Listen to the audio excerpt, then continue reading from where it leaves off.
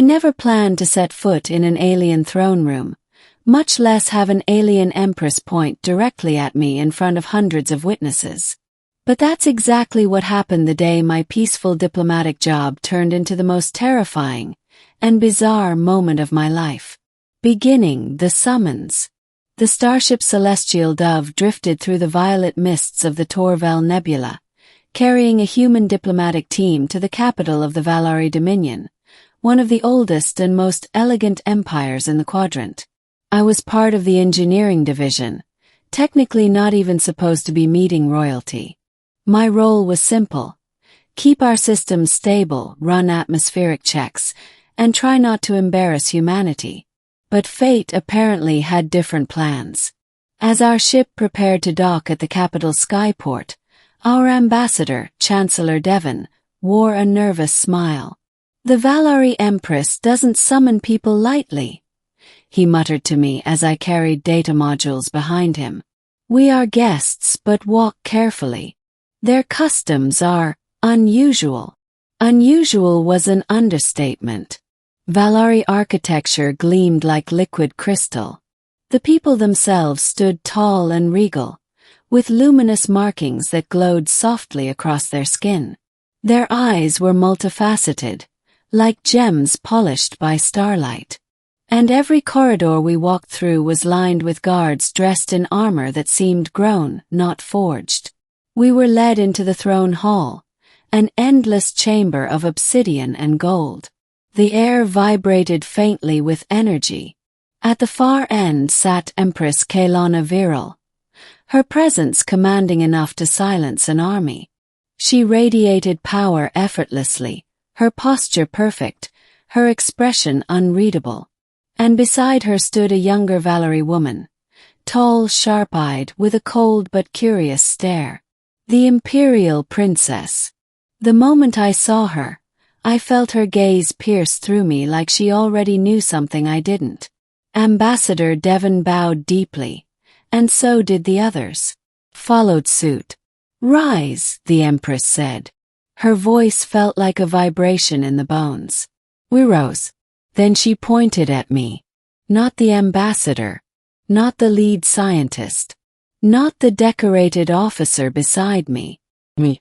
"You," she said, the word echoing through the hall. "Step forward." My heart dropped into my shoes. But I obeyed, stepping out from behind the others as if dragged by invisible force. The Empress studied me in eerie silence. "You carry an unusual strength," she said. "A balance of instinct and restraint. You survived the Dirath storms on your home station, did you not?" Blinked. How did you know about that?" "We know many things." The princess's brows lifted ever so slightly, as if intrigued. The Empress continued, folding her hands. "I have sought a suitable mate for my daughter for 3 Valari cycles," she announced. "None have impressed me." A murmur ran through the hall. Then her glowing eyes locked onto mine again. "Until now." My pulse stumbled. "Human," the Empress declared, voice thundering through the chamber. "You will marry my daughter and give me strong heirs." Time froze. Ambassador Devon choked. Scientists stared at me like I had turned into a live bomb. The princess's expression shifted. First irritation, then stunned interest. And I just stood there, wondering how in all star-scorched galaxies this became my problem. Middle. The impossible choice. I think there's been some kind of misunderstanding," I said, my voice scraping its way out of my throat. The Empress leaned forward slightly. "Is that a refusal?" "Not a refusal," I said quickly. "More like surprise. Extreme surprise." The princess stepped down from the dais, her posture confident and graceful. She circled me like a predator evaluating prey. "My mother rarely chooses poorly," she said. "You must have qualities I do not see yet." "Great," I muttered. "No pressure." He paused in front of me. "Do you fear the responsibility?" "Yes," I answered honestly. She tilted her head. Good. Fearless men are reckless.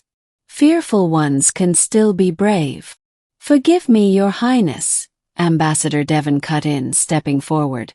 But humanity does not permit forced bonding rituals. The Empress raised a hand, silencing him instantly. This is not forced, she said coolly. It is an honor. For who? I whispered under my breath. The princess's lips twitched, almost smiling. Human, the Empress said. You will be given 3 cycles to decide. During that time, you will remain as a guest within the palace. My daughter will evaluate you. And you will evaluate her. He stood. When the time ends, you will choose, accept the bond, or reject it. But be warned, rejecting a royal proposal bears cultural weight. What kind of weight? He asked. She smiled ever so slightly. You will not be harmed, she said. But the shame will follow our daughter for years. And the Dominion will remember the slight. Ambassador Devon's face went pale. This wasn't just a marriage proposal. It was geopolitics. The princess extended a hand toward me.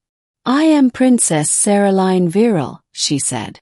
And for the next 3 cycles, you are in my care. I swallowed and placed my hand lightly in hers. Her grip was strong, warmer than I expected. And that's how my fate was sealed, temporarily at least. Life in the palace. Princess Seralyne lived in a section of the palace built from shimmering prismatic stone. It responded to her emotions, brightening when she was energized, dimming when she was thoughtful. Valari customs dictated that I shadow her activities to observe compatibility. And that's how I found myself, training with her warriors, debating history with her scholars, learning Valari combat stances, and sharing meals that glowed faintly in the dark. Seralyne wasn't cold, despite her first impression. She was disciplined, focused, and surprisingly sarcastic when she was relaxed. You humans hide behind humor, she said once during training. We cope, I replied, panting as I tried to mimic her movements. She almost smiled again. Coping can be admirable. A moment of truth. The more time I spent with her, the more I understood the Empress's decision. Seralyne wasn't looking for a trophy or a servant. She wanted someone who could stand beside her without fear. One evening, as twin moons rose over the crystalline garden, she asked quietly, "Do you resent what my mother has demanded?" I thought carefully before speaking. "I'm overwhelmed," I admitted. "But I don't resent you. Yet you might choose to refuse." "I might." She didn't flinch, didn't look offended. Instead, she nodded. "Then choose for yourself," she said softly. "Not for her. Not for diplomacy. And not for fear." Her honesty disarmed me in a way her combat skills never could.